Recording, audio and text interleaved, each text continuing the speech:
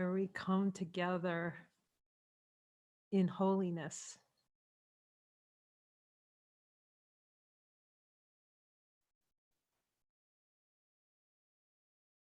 The holiness of the thought of God.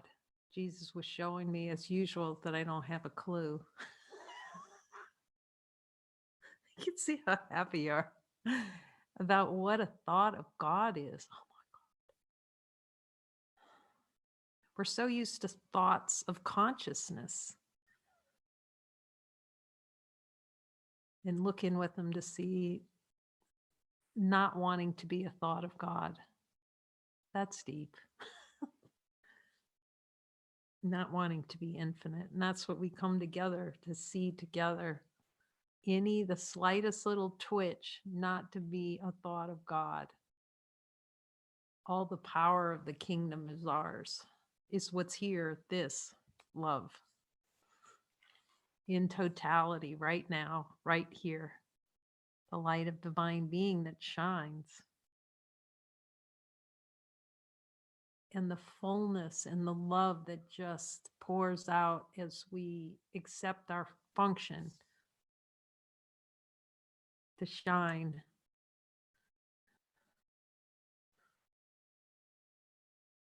And that beautiful little post that Kelly made that we just put out today, our only function is to invite to the light. Invite, come to the light as Jesus invites us. What a simple function. It's a simple function.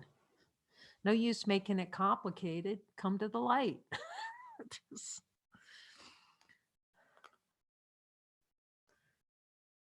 I'm asking if I can talk about, the guidance. And as we were talking about prompts today, Marguerite and I had a beautiful joining about prompts. What's a prompt? And Jesus was telling her, you have no idea what a prompt is. And I realized I don't have an idea what a prompt is. The ego has all kinds of ideas about what a prompt is, what that is. It's actually a memory of divine love. To express as divine being. Holy, whole, and complete. That's why the ego is going to fight that tooth and nail. It's the release of a miracle, just wow, infinite love, expressing divine expression. And I found that really helpful when he shared. Ask, is this divine expression when something comes up? Is this divine expression? It seems to be a choice, but divine expression doesn't know what choice is. See, it's beyond the understanding of an idea of a personal identity, won't understand that. So it has to be experienced. But unless we follow that light, that expression, and say no to the no to it, we can't experience ourselves as the beings of light that we are. Ask Jesus, Jesus, if I don't follow prompts, it's a denial of divinity. And it was so helpful to be reminded when Marguerite and I were talking about it, and Jesus is telling her, you think that a prompt is something for you to do. And that's why the ego fights it. It wants control over doership, a doer. First of all, see that the light doesn't fight anything. It's not fighting anything. It will fight when it feels like it loses control. See, it's a play. See, the light's not in here controlling anything. It's just here, infinite light of being. It was so helpful to be reminded of that.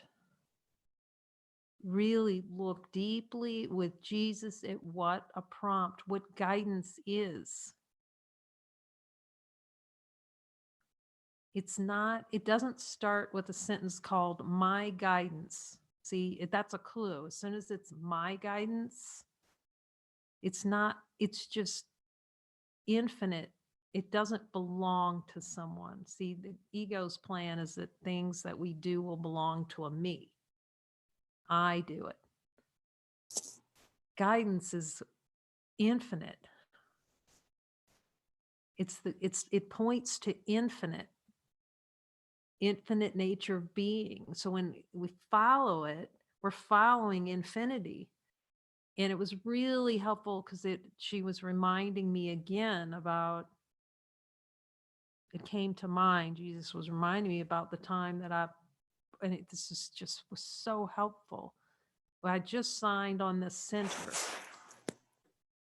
and I was walking down the street, and I was thinking, oh, I decided, or I'm trying to remember exactly. And Jesus said to me, you didn't choose the center. You chose its divine expression. It is not about form. You're not choosing form. It's beyond form. He's using the form to point beyond form through divine expression. It was just, you're choosing God in this expression of seemingly writing out that a purchase agreement or whatever it was at the time, at that moment. And it was so helpful to understand that a prompt is not of this world. And it's the opportunity for the Holy Spirit to demonstrate our own divine nature. The function of divine nature is outside of time. It's outside of time and space. That's why Jesus is saying, you give time and space to me. I will arrange time and space for you, because we're not of time and space in the natural order of things. So that's the opportunity. It's the opening in the mind when we say yes to the prompts. They're rising out of infinite, actually, out of wholeness, out of all that is. So the ego is going to say no to that. So inside, we think that's just it doesn't matter what I do. Yes, it does. Because you believe you're a doer, and divine being has no doer in it. So these prompts are to help us see that there's no undoing. It's not a doing. It's a being. But unless we choose for God and choose for the light, we won't see the expression of being. It's not about the form. See, the ego just looks for signals in form all the time. God, prove to me that I'm loved through what shows up in form. It's not possible.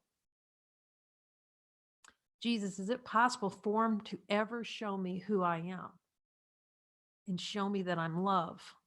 See, we look into form to see if this appears and that appears and this appears. I have salvation. I'm saved through form. There's no salvation in form. Ask Jesus, Jesus, is there any salvation through anything in form?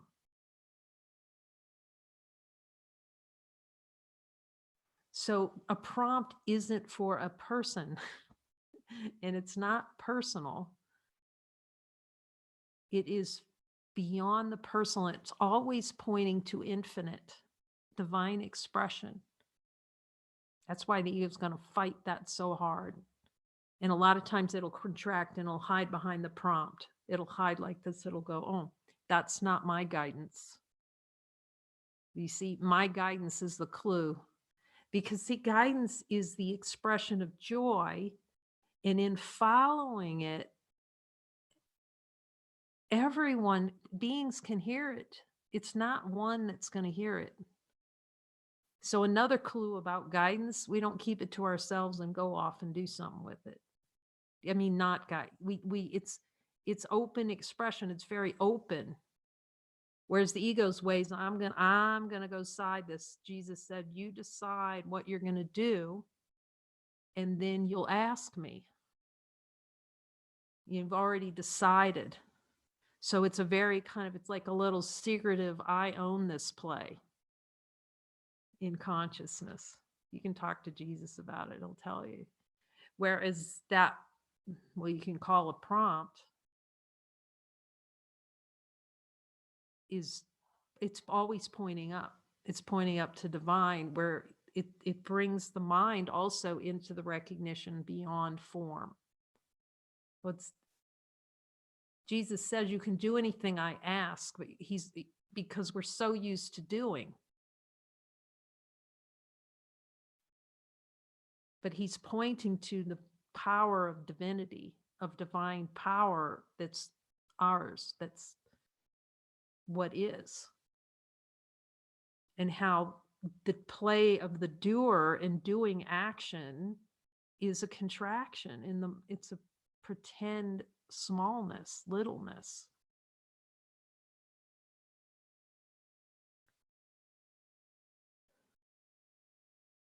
Yeah, he's reminding me, like he reminded me, if you really knew what miracles were, you wouldn't be turning them down. One, if you knew what a prompt was, you wouldn't be turning that down either.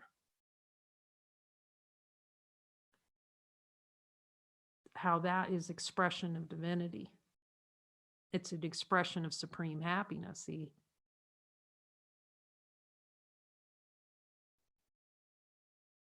It's the way that we're shown we don't know scrap. Actually, I was saying yes. It winds. You'll see there's no doer, and he'll give you experiences. He delivers out experiences that demonstrate we don't know Jack. When we don't know Jack anyway, but it's like a pretend. It's a pretend like we can know something because we think salvation comes from knowing something. Salvation comes already here. The thought of God here. Thy kingdom come, thy will be done. That is already happened. Jesus says, God's will be done already. And then there's the pretend to not do God's will, which is when we say no to the prompt. It's just another way to divert and go sideways from seeing infinite is here.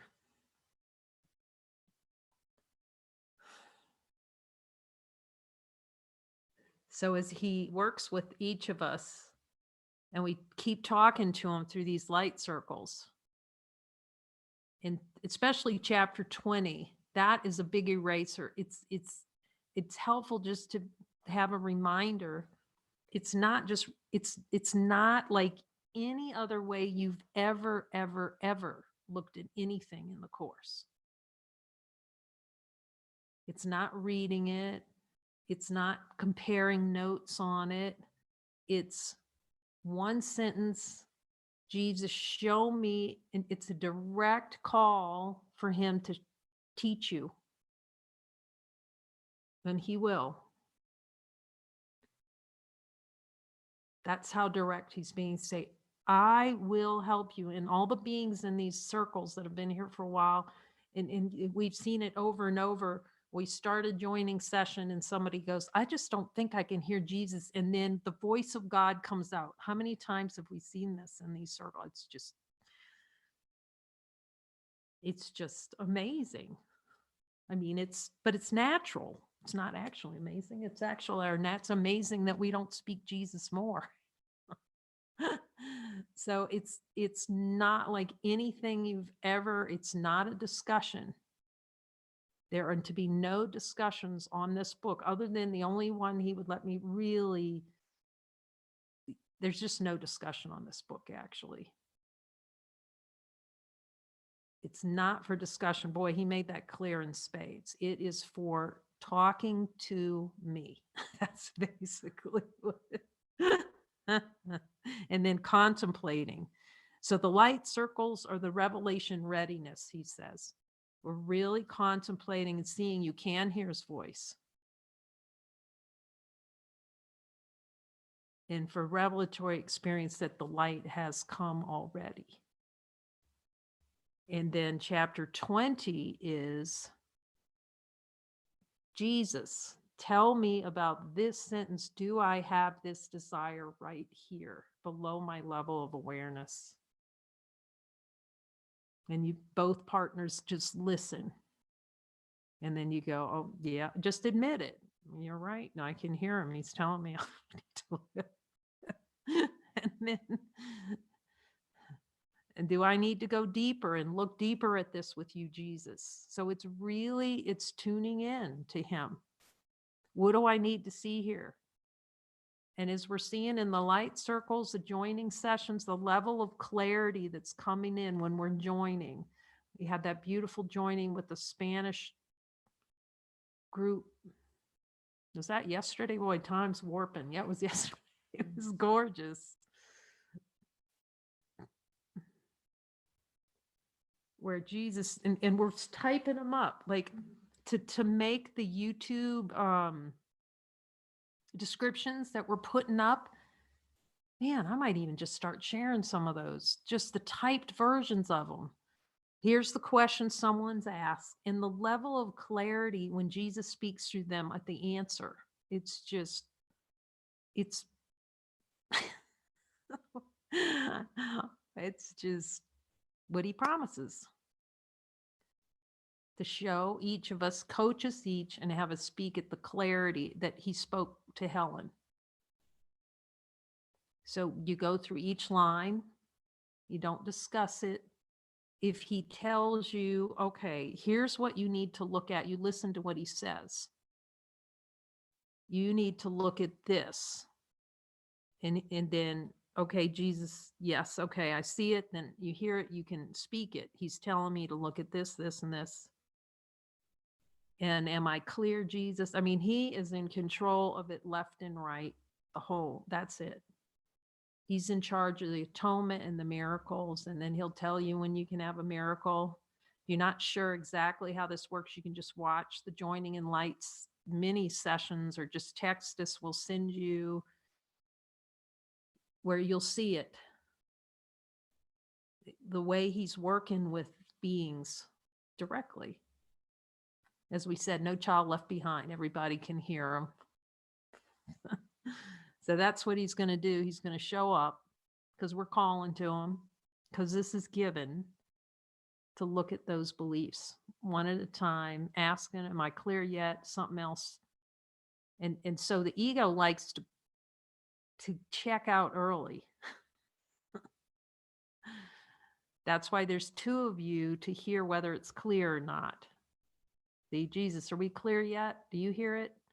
And you'll see it in the joining sessions. You see how we check in with Jesus. Are we clear yet on this? Or do you want us to go more? You both are going to hear it. And it's also showing how there's just one voice and we can all hear it. And then go, okay, we're going to look at the next thing. And as you practice over time,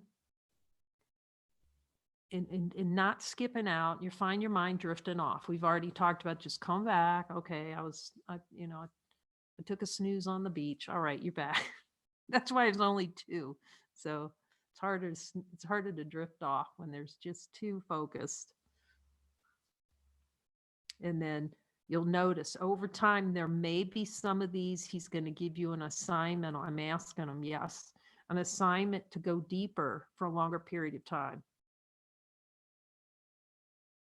And just, it's not a race. It's just really, he'll take it all the way to the basement. You know how sometimes you think you're forgiven something and that thing is still haunting you?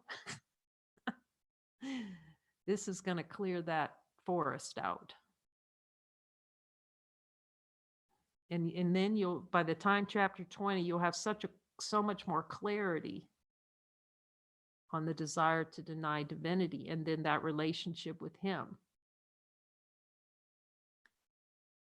That anytime something arises, you'll know how to talk to him about it.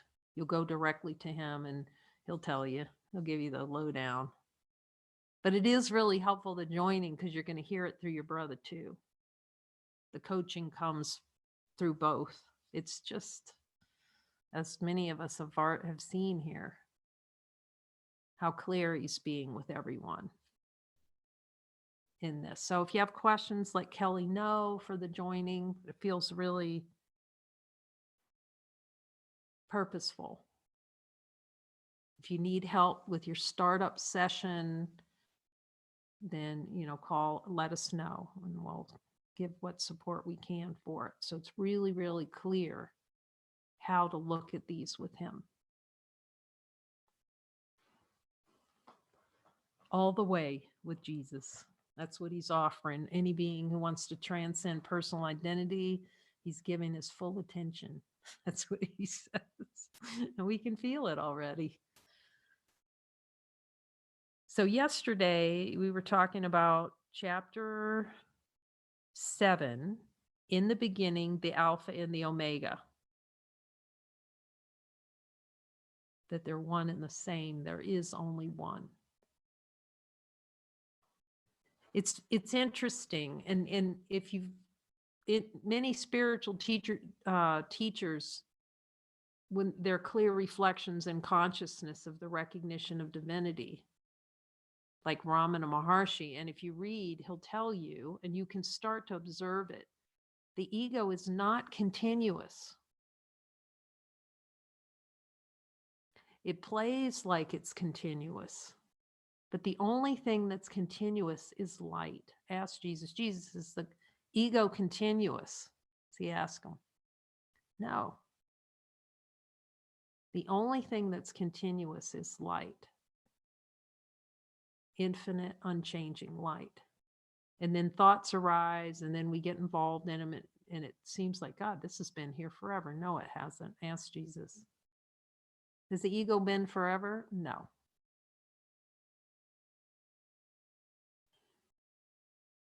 Infinite light is forever. Infinite. So then he was talking about here, this is so helpful, Jesus. He says, as mentioned, two things come from superconsciousness: my voice, the voice for God, and revelatory experience.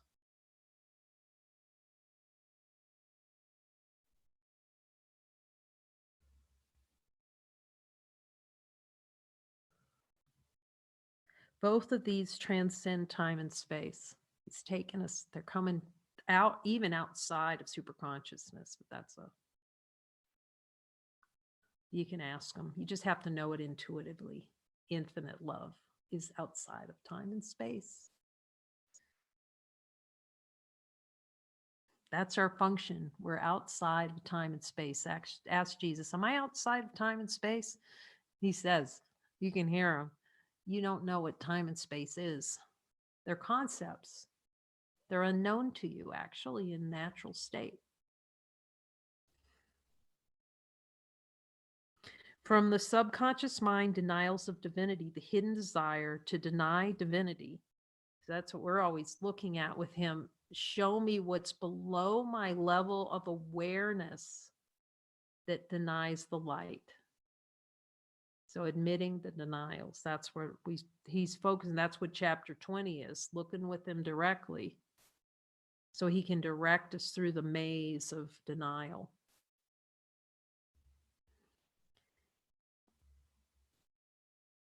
And those hidden beliefs that drive all pain and suffering and the experience of a world.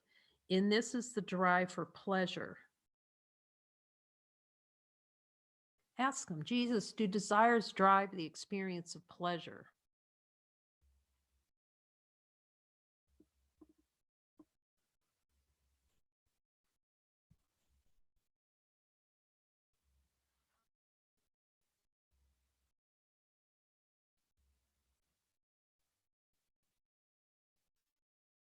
So pleasure and pain are driven by the desire for objective experience, objects in a body.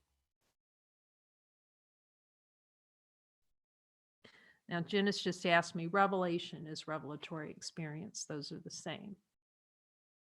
He was just asking me about that.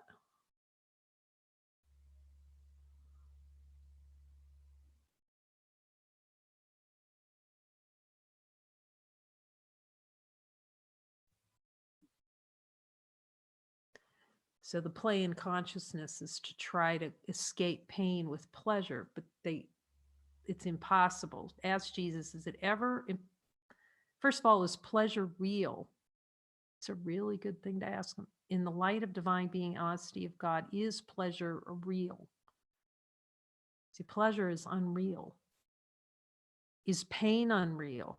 Ask Jesus. Jesus, is pain unreal? He'll tell you, no.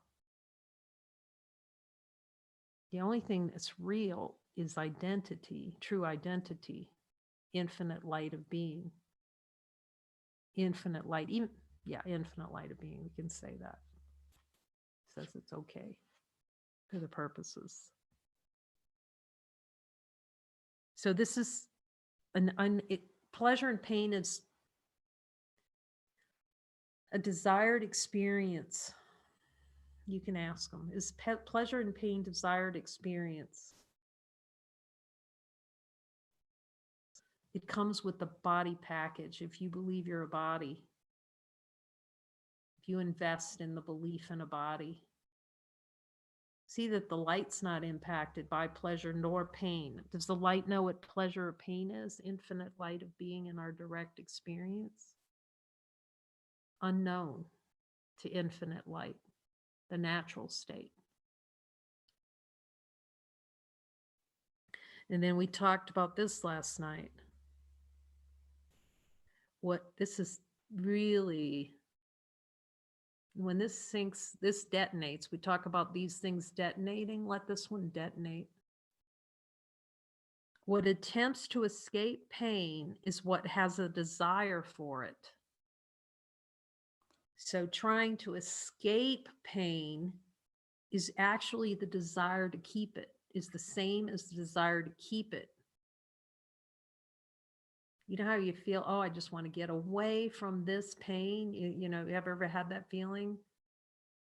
That's actually the same as the desire to keep it. You can ask Jesus, Jesus, when I'm trying to escape pain, am I trying to keep it? That's deep. You can't escape pain. You can only transcend it by seeing the unreality, by seeing the desires that arise that are the miscreation of it, the desire to experience it. It's one of the many smoke screens used by the ego not to look, to distract from looking. It's as we've talked about it, you know, on the Starship Enterprise, and the Klingons come, and they're right outside, and that big screen, and they're the Klingons out there, and there's red alert, wah, wah, and then the shields go up. The ego's plan is that's God outside your window, like that's God, and we're going shields up, wah, wah, and the shields go up. So it's backwards. So we drop the shields to let Jesus in so he can show us that we don't have any shields, that infinite light of being doesn't have shields, doesn't know what a shield is. It was so beautiful, Margaret, this afternoon, where Jesus was showing. We're looking at safety. That's a kingpin of the ego. She's so willing to look. What a symbol to have brothers so willing to look. And Jesus just showing her the whole enchilada around safety. Like, you're going to see how fast, like, beings will go to therapy for years. Jesus is going to take that out in minutes. You know, he's the one who knows. He's just like, and look here, and to look at the whole kingpin of the desire for safety, and how the entire life is driven by that idea of safety, salvation in form.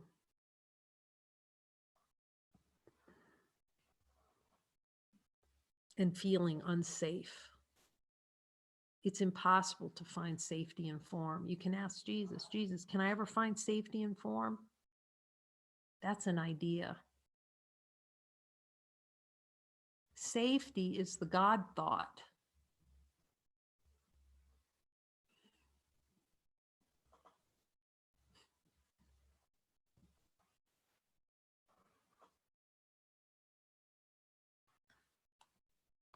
Thank you for that one, Jesus. Yet heaven knows no opposite. This is why the curriculum to follow the Holy Spirit is a required course. Now, here's another one for deep detonation. Okay. As what believes it is not holy cannot transcend itself.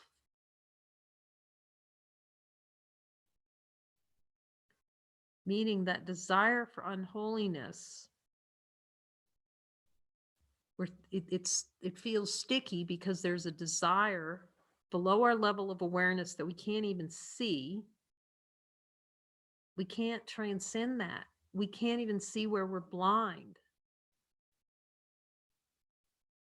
Like Jesus telling all of us, you don't even know anything, because we don't. We just think we do. We just think we do.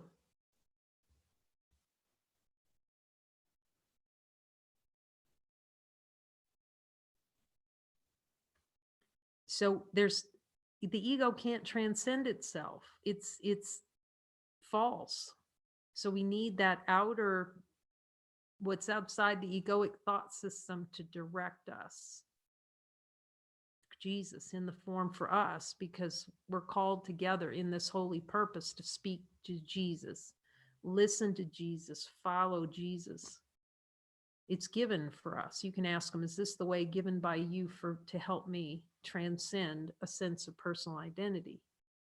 Transcend the idea that death is real.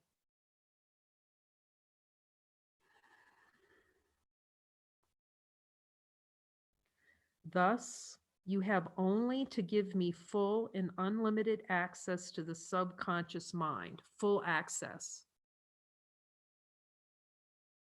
Thank you, Jesus. That was for me. It's all for me, you know. That it helped a lot seeing that and being reminded to give him access to everything. Because anything we don't show him, we're hiding from ourselves, see?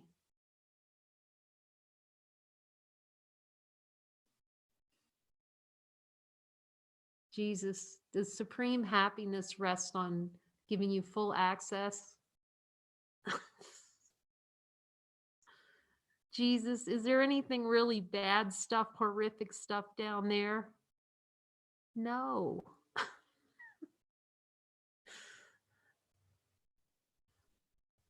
As several have said, I'm going down with Jesus and I'm looking at all these desires, and he showed me there's nothing under there.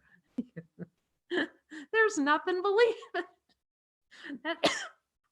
That's when we all get together and totally laugh to see there's nothing under this. It does not exist. It just feels like it does because we pushed all the energy of wanting the experience outside of our awareness. And so then, as we've expressed, you know, it pops up like whack-a-mole, and we feel like we've been hit by a bat. Jesus, if I feel like I've been hit by a bat, is that desired experience? He's going to tell you. So stop it. So we have to give him access so he can. Jesus, can you start to see, and I can see it from I can't do it. I realize there's no way to do it without him. Ask him. Not to go to zero base. Zero base meaning unborn, choiceless awareness.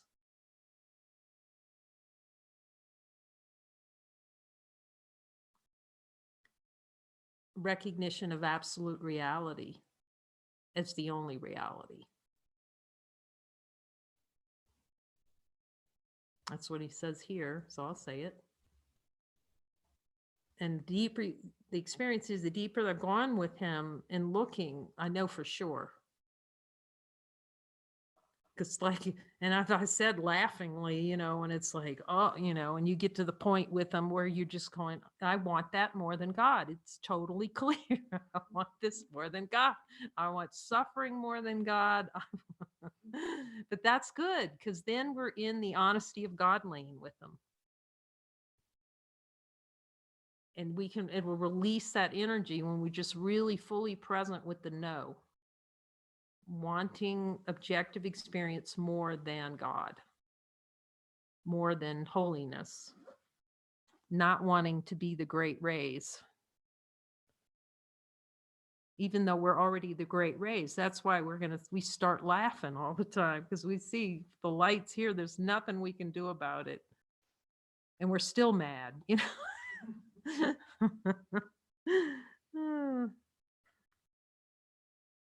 The speed at which you allow access is proportional to the speed at which you transcend the idea you have created of time and space. That's just about as direct as they go. And as I said, you know, once you see this is just this experience here, there was a recognition, okay, you're right. I can't run from the light. It's going to be everywhere.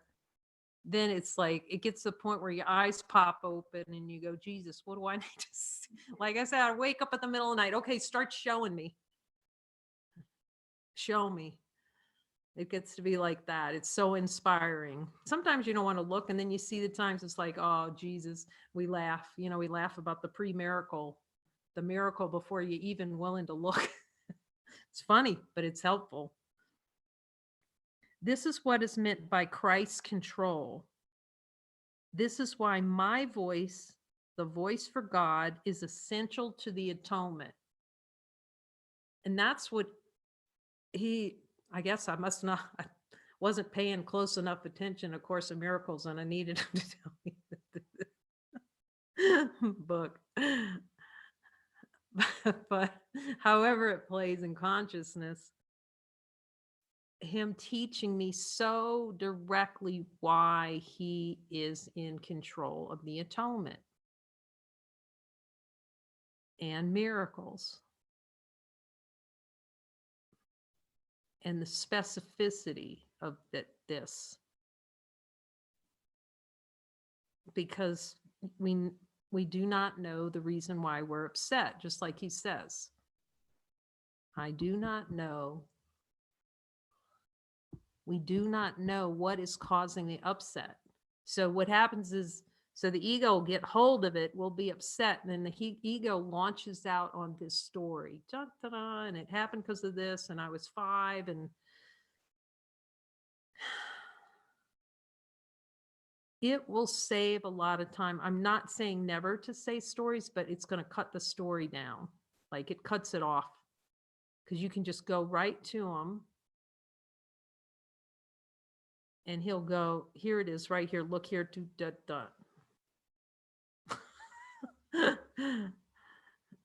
It just keeps, it saves a great deal of time when he tells us what is the miracle that we need. What may are here. And as he reminded me, and I've said the last couple of days, so I must need to hear it again, we don't even know when we're getting miracles. We have to ask him, Jesus, did I have a miracle? You're going to see you do not know. You do not know. We don't even know when we're getting miracles. You believe you would be torn asunder if you gave Christ's control. Jesus, do I believe if I gave you full Christ control that I'd be torn apart? Is there any desire for that? Okay, just look and just admit it if he says yes. Okay, I'm willing to see that differently. When this is your only true desire to know yourself beyond this world, and the answer to your true desire to know yourself has come in the form of my voice. Let's ask him. Jesus, has the answer to my true desire to know myself come in the form of your voice?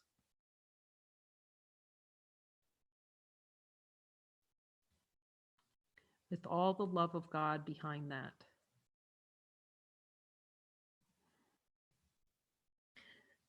This is why you have called me to you, even as you try to deny it. Okay, let's ask him. Jesus, did I call you to me to help me? Sometimes I like to deny that I called you?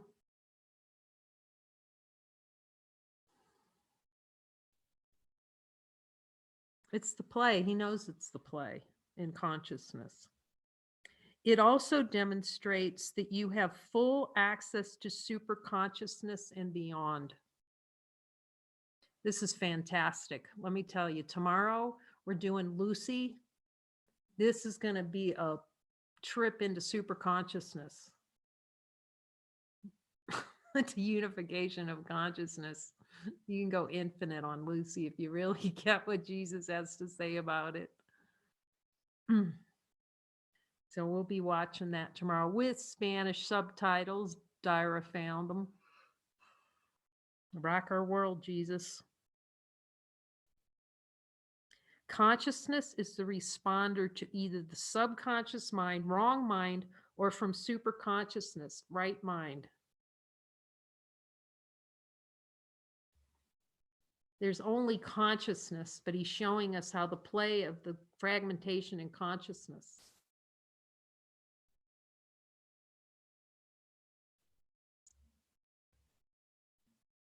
Consciousness is just the what's apparently expressing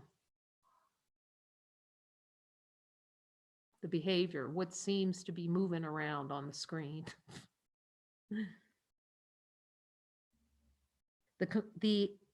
I'm going to spend some more time on this actually tomorrow so we can delve into it. It's going to be one heck of a full day tomorrow because we'll have that movie at 2. And then we'll have talking more about right after it. We'll continue with, he says it's helpful to look at fractionation in consciousness. And then you can talk about it, you can talk to him about it some more. He'll tell you whatever you need to know that's helpful.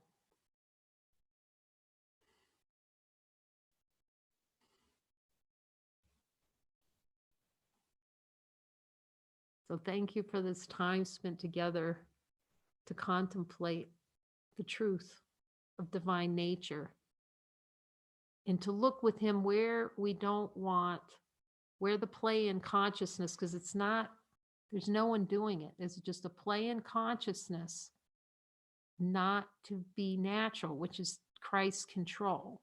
That sounds really not good.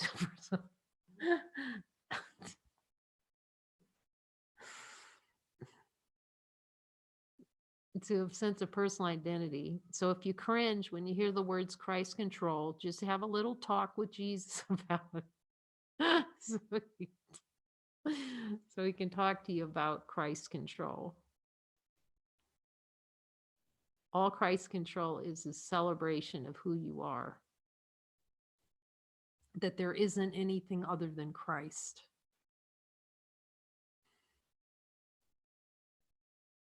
Amen to that. Love from San Juan Kosala.